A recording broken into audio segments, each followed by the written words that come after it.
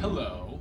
Is that cool? Was that a cool entrance? I really like bad movies. I've seen way too many bad movies, but that's not gonna stop me from watching more. And if you're an avid bad movie connoisseur like me, you've probably seen all the like well-known ones, you know, Velocipaster, you know, Sharknado, Black Phone 1 and 2. I hate the grabber, I'm sorry.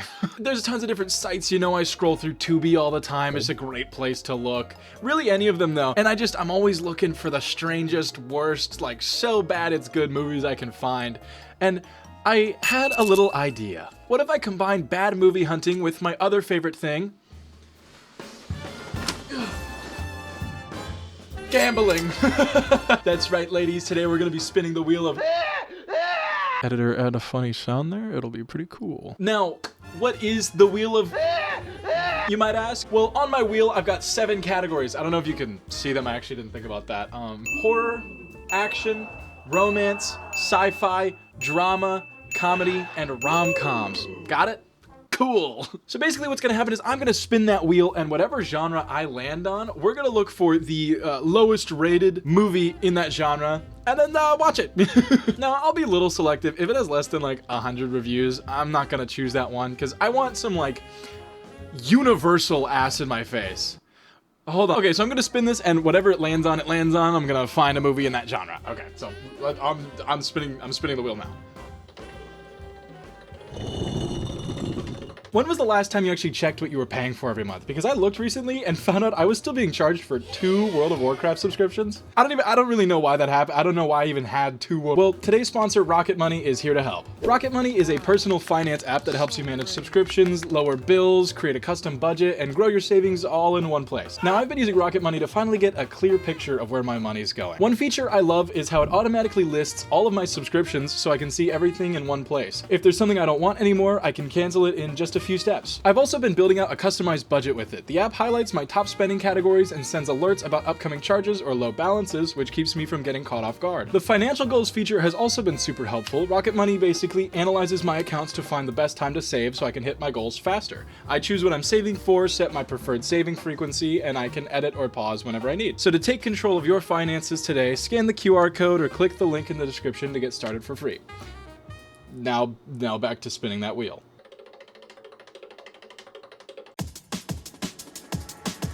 So the first one we've got is sci-fi.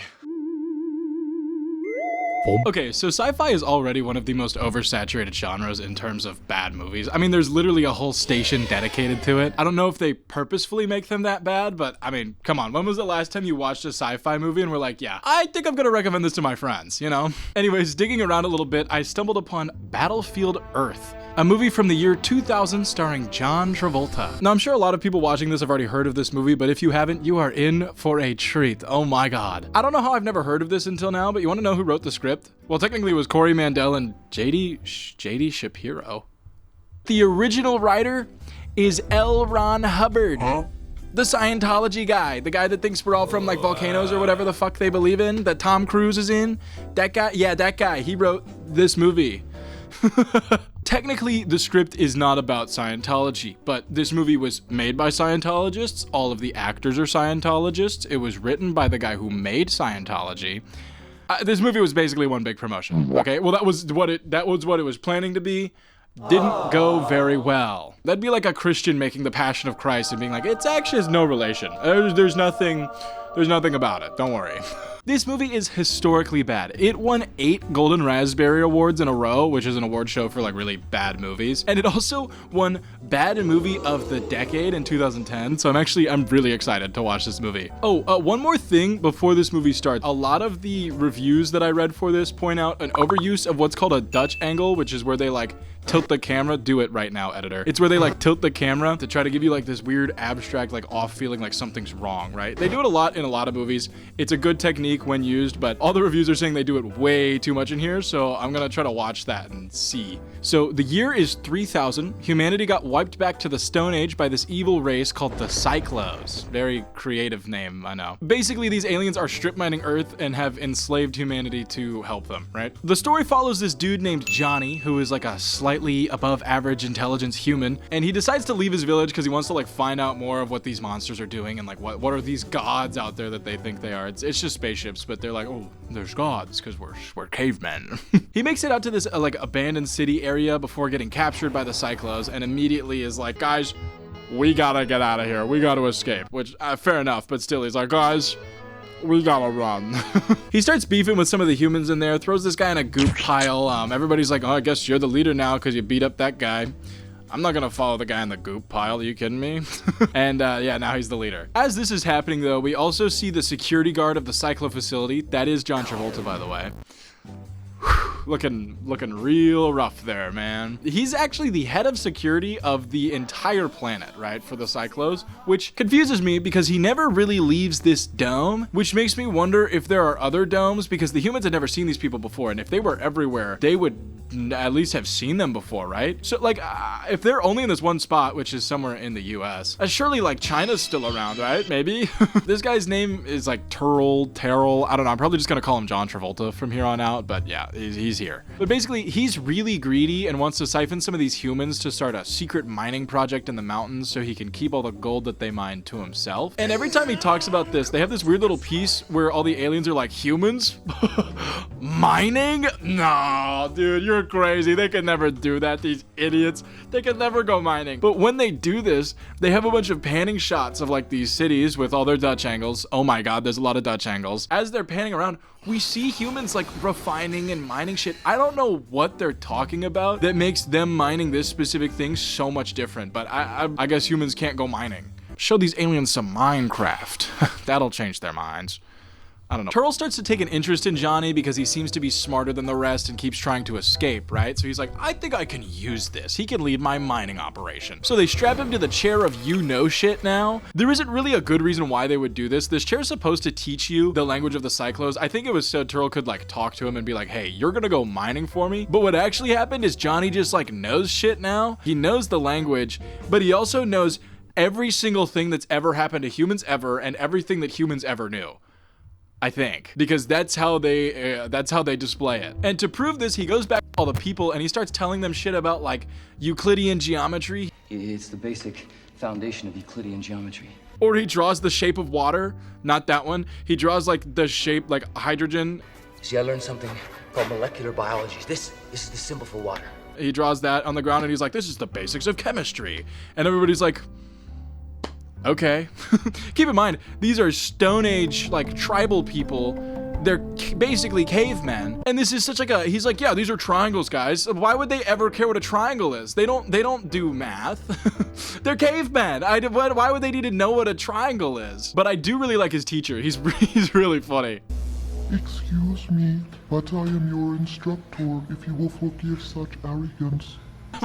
Why does he sound like that? Over time, Johnny starts to use this newfound intelligence to like trick the Cyclos and slowly start a coup, right? He brings all the humans together. He's like, we can get out of here. Apes strong together. Can I say? He keeps doing this. He starts setting up his plan and this takes forever. This is the bulk of the movie because it is 2 hours long. Why is this movie 2 hours long? Keep in mind, before this movie bombed so hard that John Travolta pretended like he was never in it, they were planning on making 2 more of these. This was gonna be the Lord of the Rings trilogy, but about the fucking Coneheads taking over Earth. I don't know why they ever thought this one was gonna go well, but it gets worse. It gets so much worse. This movie does not make a lot of sense. Like later on, when Johnny and the humans get taken to the gold mine, the Cyclo leader, John Travolta, is like, you guys need to get me this full crate of gold in the next 14 days. But then after he leaves, Johnny's like, hey guys, I don't really want to go mining, but I do know about this place called Fort Knox, where they have a bunch of gold. We should steal that plane and go there. Oh, also, the guy's been training Johnny how to fly the ship for God knows what reason, and left him a ship. Why? They do not explain that in any way at all, and it doesn't, like, if he didn't have that ship, none of this movie would happen.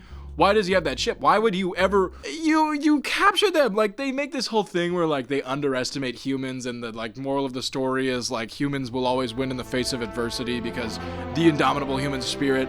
Cool message. Doesn't make any sense here. Why the fuck does he have that ship? They do actually fly to Fort Knox. They go in there, they grab all the gold and take it back. And I think it's really funny that Fort Knox is a place that shows up multiple times in this movie. This is not the only time we'll see it. This wasn't a one-off. This place does come back. Also, a little bit later in the movie, Johnny's like, we need to get some weapons so we can beat these guys. I know of a place in, I think they call it Texas. It's Fort Hood, and they've got like guns and nukes there, so we should go there. Keep in mind this whole time, this is the year 3000, so this is 1,000 years after humanity lost the fight, okay? They go to Fort Hood and find a hangar full of planes, completely untouched. They're just a little dusty. That's it. They work totally fine. They're all fueled. Everybody gets in and they're totally cool. But you're probably asking, how are they gonna fly them? They're cavemen. Well, lucky for you, Johnny found a flight sim in the other room. You're right. It's like breaking a horse. Oh, it's just like riding a horse, is it? Yeah. That plane is just like a horse, man. You just gotta keep it straight. That line pissed me off.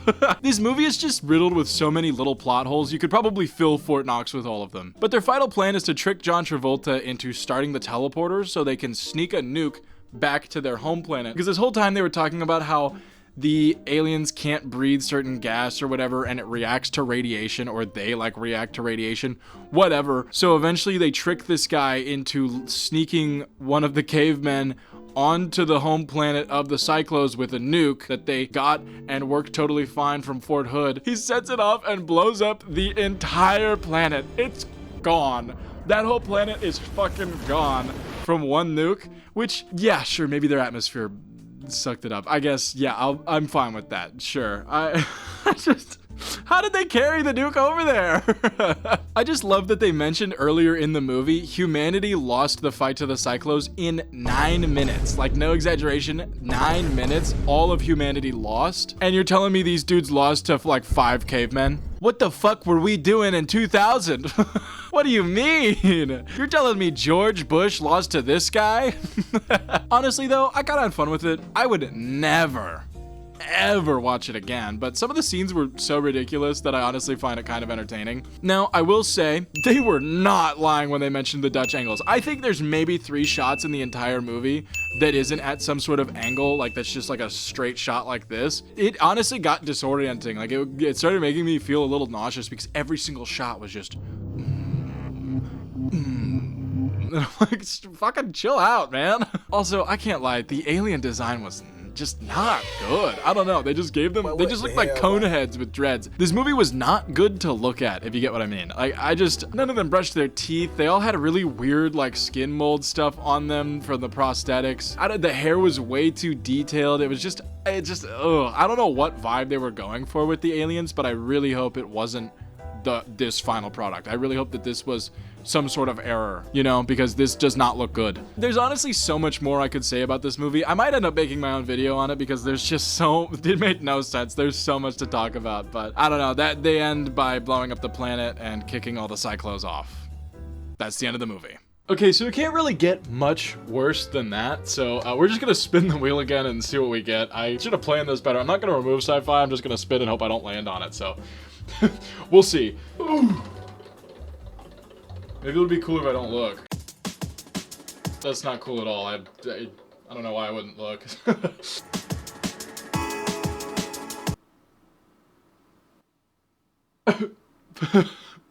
Is that drama or romance? Enhance! I'm gonna go by this arrow and say it's drama. I'm gonna... I don't... They're basically the same thing. Okay, movie time. Ah. So I actually don't know a lot of drama movies. They tend to be like romance or period pieces, and I can't lie, I find those to just generally be really boring. Now, don't get me wrong, there are definitely amazing drama movies out there, but I've never been one to go, oh my god, you gotta go see Aaron Brockovich, you know what I mean? But we landed on it, so I've gotta give it a fair shot, and scrolling through some of these lists, one immediately stands out. 365 days. No matter what list you look at, if you look up lowest rated movie ever, you will always see Dragon Ball, quickly followed by 365 days. Now, technically, the lowest rated one is 365 Days This Day, which is the second movie in the trilogy. But lucky for us, the first movie is also one of the lowest rated movies ever made. Not just dramas. I'm not just saying dramas, by the way. Lowest rated movie ever made. It has the same rating score as fucking Swiped. Remember that movie? Little blast from the past for ya. But I really liked some of the reviews for this movie. Like, if you hate women, you will love this movie. Or take a shot every time Massimo says, "Are you lost, baby girl?" Because you physically cannot get through this movie sober. Because of that review, I'm actually going to keep a little baby girl counter in the corner. So, tell me if I miss any. I don't know. Now, this is a mafia movie. Yeah, you know those TikToks where it's like, the alpha mafia boss hates everyone in the world except for his darling angel. This is the movie version of those TikToks. This is probably where a lot of those got inspiration from. Now, unfortunately, this movie is way raunchier than I thought it was gonna be, so I can't show a lot of it because we're on YouTube. But I think the best way to describe this movie is it was made for middle school English teachers who daydream about leaving their husband because they have a terrible life. I'm sorry if you feel called out. That's just the truth. We follow this girl named Laura who lives in Poland with her husband. I think his name's like Matt or something. I don't know, he doesn't really matter. Pretty immediately we notice he's not a very good husband, nothing evil. He just kind of ignores her and doesn't really care about her, right? They decide to go on a trip to Sicily for her 29th birthday, I think it was. Doesn't matter, she's old. My bad. They get to Sicily, they're having a decent time, she's with her friend, Matt's off doing something else. He comes back and they get in this big blowout fight and she storms off, right? And that's when we meet him.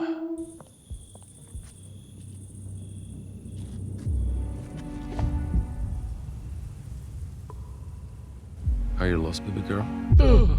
She leaves, of course, because hey man, back off. And he fucking vanishes like a phantom in the night. I don't know where he went. He either teleported away or sprinted off behind her. Because there's like this long path behind her. Where did he go? I think he dove in the bushes and just... I wonder if she's lost. Later on in the night, she gets even angrier and runs off and is just running around the streets in this robe for some reason. Not super important, but as she's running down these dark alleys and dark streets, she runs into him again.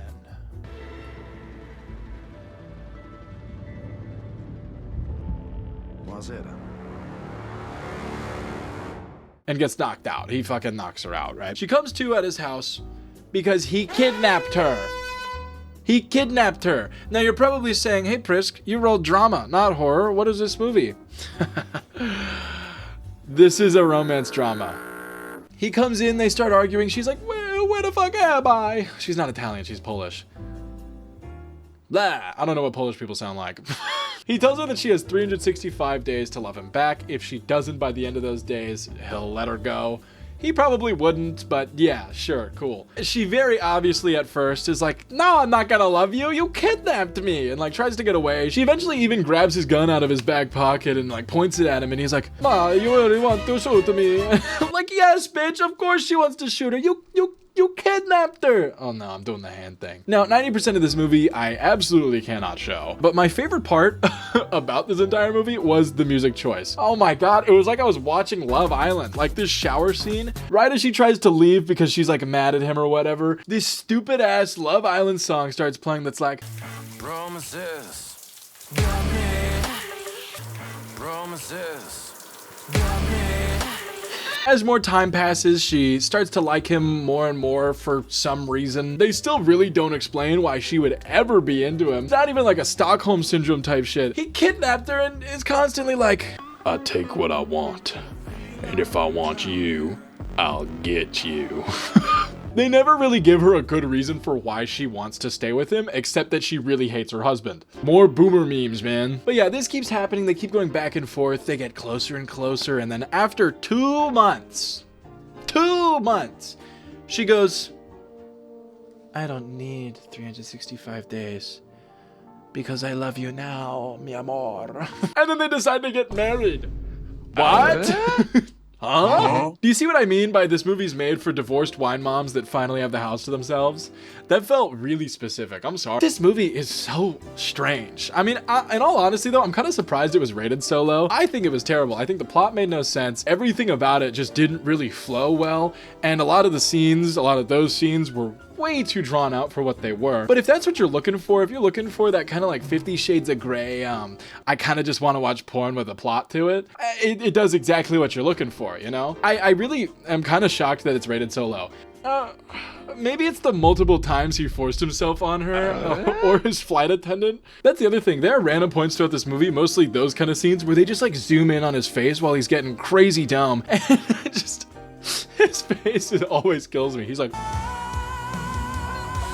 oh! All in all, this movie really sucked as a movie. I mean, the plot was really bad, the pacing was terrible, but I don't think most of the people clicking on this movie were clicking on it for the plot, so I don't really have that much to say about it. Watch this one with my grandma. Would not recommend doing that.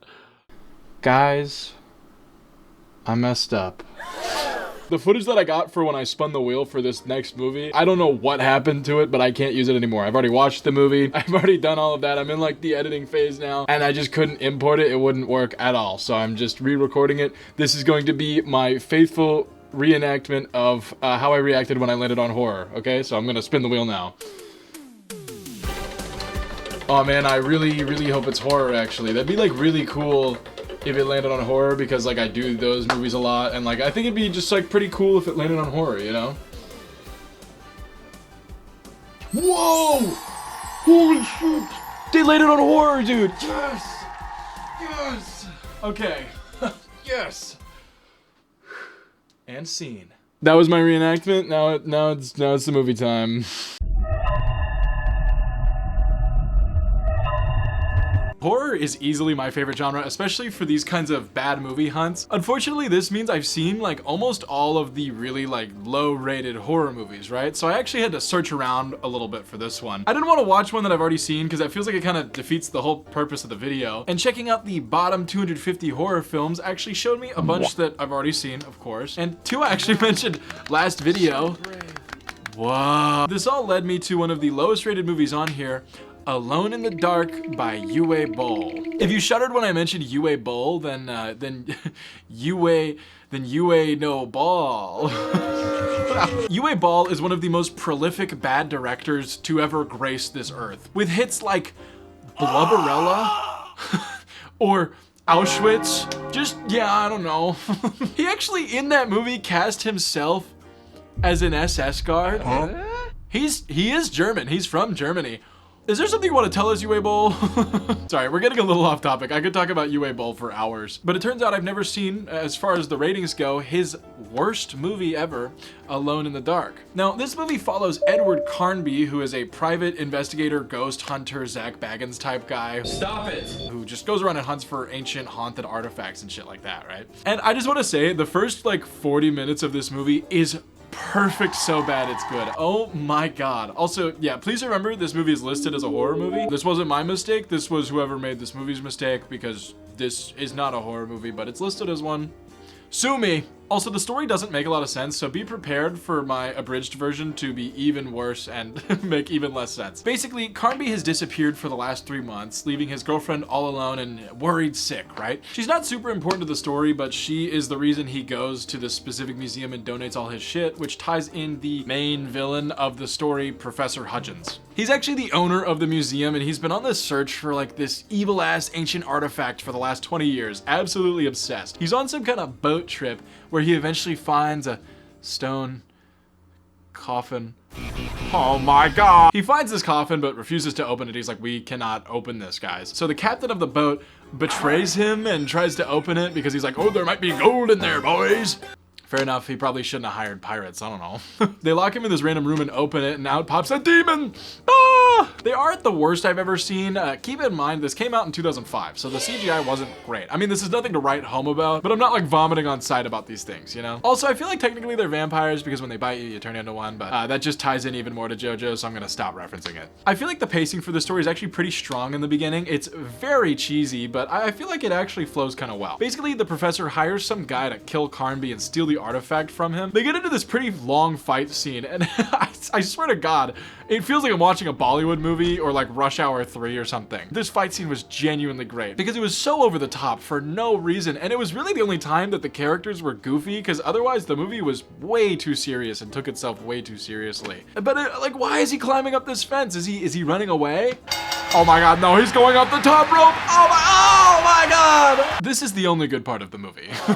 Pretty much immediately after this section, this movie just becomes such a drag. I mean, I watched this with Dolly and she fell asleep almost immediately. My dog fell asleep. I was starting to fall asleep. This random review I found wishes he had fallen asleep. I mean, I think they called it Alone in the Dark because this is like a tutorial on how to fall asleep better. Oh, also, I forgot to mention, not super important, but this movie is based on the game series of the same name, Alone in the Dark, and as far as I can tell, it didn't really follow the game story at all, which makes sense because this movie, along with Uwe Boll's discography, is legitimately the reason we stopped getting video game themed movies or movies based on video games for the last like 20 years. You can blame this guy because he made all of these terrible video game movies. Anyways, Carnby wins the fight, finds this like weird golden Abkhani artifact, which is some alien race that every single person in the movie just happens to know about. Even the security guard guy knows way too much. Abkhani? What the hell's Abkhani? It's an ancient Native American civilization. I get he works at a museum, but I feel like museum guards don't normally know that much about what's in the museum, you know? Him having this causes the monster from the coffin to start hunting him down like he's Bilbo with the ring, and also attracts some operatives from the super secret government organization Bureau 713. Turns out he's also a former member of Bureau 713 because, of course he is. I mean, he wouldn't be the main character if he wasn't. What am I watching, Skyrim? Uwe Boll, please don't make a Skyrim movie. I'm begging you, don't do that. Now, they're constantly bringing up this, like, orphanage that he's from, which they finally explain with this scene because apparently he, along with the rest of Bureau 713, were all test subjects for this orphanage where they tried to like merge them with these entities. I don't think it's the same thing as those dogs. It's like these weird spinal worms, which kind of nasty, kind of cool, honestly. Apparently he was the only one that never fully got infected by it because he got shocked as a kid. That's all they say. I don't know if he stuck a fork in an outlet. I don't know if he like rubbed his socks too hard or if he just like actually got electrocuted, but the worm thing died. Now, he isn't completely untouched by it though. All it did do was give him heightened senses and an immunity to getting turned into the creatures, because if you get bit, you turn into one. It's like infection tag, you know? They get attacked by a bunch more of these creatures until they eventually get massive readings. I don't know what that means or where they're going, but they hop into a helicopter and fly off to some random ass mine with Bureau 713. They get there, Hudgens oroforms like crazy with his dogs, and all of the soldiers die off except our main characters. We also get this super stupid scene where they cannot kill this worm in the sand. They just keep fucking throwing it around. It actively kills one of them, and then he picks it up, shakes it around, and then throws it back in the sand before trying to shoot it. You have a gun in your hand, and you have the creature in your hand. Come on, man. What are you doing? It's like they're trying to play whack-a-mole. Like, they just keep throwing it into the sand, and they're like, I missed. This thing's so hard to hit. Like, maybe because you fucking threw it away. They get more of those Oblambly artifacts and combine them together to open this gate. For some reason, they really do not explain why they want to open this gate, but it opens up to this like evil ass dog guy dimension. And again, I don't know why they want to go in here, but before they open it, Hudgens tried to stop them because he wants to be the one to open it, and he gets a knife straight to the chest. He's like, guys, no, this is mine. I mean, that's gotta hurt, you know? I guess he did die, so of course it's gonna hurt. They start to realize what they did, so they're like, oh shit, we gotta blow this place up. They place this bomb, run away, realize it's fucked up, so Burke sacrifices himself and blows it up. They think the day is saved. Him and his girlfriend go back to the city and they're looking around. For some reason, it's completely abandoned.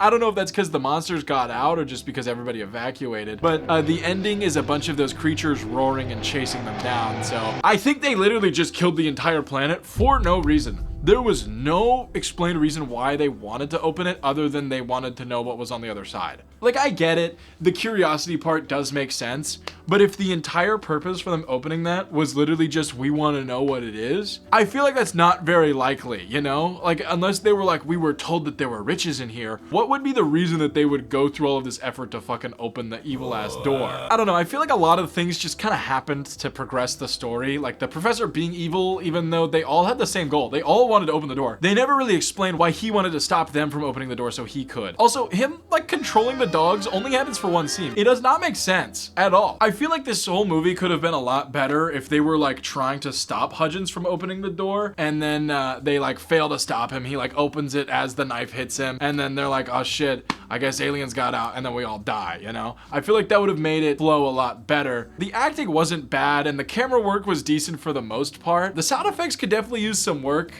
I kind of felt like I was watching Hell's Kitchen. But yeah, the movie ends with all of them fucking dying. Overall, I'd say my favorite of the three was honestly Battlefield Earth, which, don't get me wrong, I did not like any of these movies. None of these movies were good. I would never recommend these. But as far as enjoyment of the three movies, I would say I enjoyed Battlefield Earth the most. I think it had a lot of potential. I mean, L. Ron Hubbard was a pretty successful science fiction writer before he wrote the greatest science fiction of all time, Scientology. There was a lot there. There was some cool world building. I really think the biggest flaw of it was like the camera work, the plot of the character itself, and how fucking ugly the aliens looked. But other than that, I think the story itself actually worked, especially for 2000. I feel like it was pretty unique. I feel like they could have just worked on it a lot more, and it would have actually been a pretty decent sci-fi movie. But that's all the time I have for this video. If you guys liked the video, make sure to, maybe like and subscribe. I don't know, most people ask that, so I just thought I would. I want to start giving my thoughts more on what I think these movies could do better to like make the movie flow better, or how I think they could have improved on it. But I've never made a movie, so you got to take my stuff with a grain of salt. But fuck you, it's my video. But if you guys want me to do something like this again, let me know. I think the wheel was actually pretty fun. And if you have any movie suggestions, let me know in the comments. I love finding new movies. And last but not least, thank you to the patrons. You guys are great. Love you guys. All the content over there is almost always completely free. Subbing to it is more just a way to support the channel. So if you want to go do that, you can go do that. But with that being said, I'm Prisk, and I'm gonna go now. Video's done. You can click off. I'm just gonna head out. You're good. You're good. You can go now.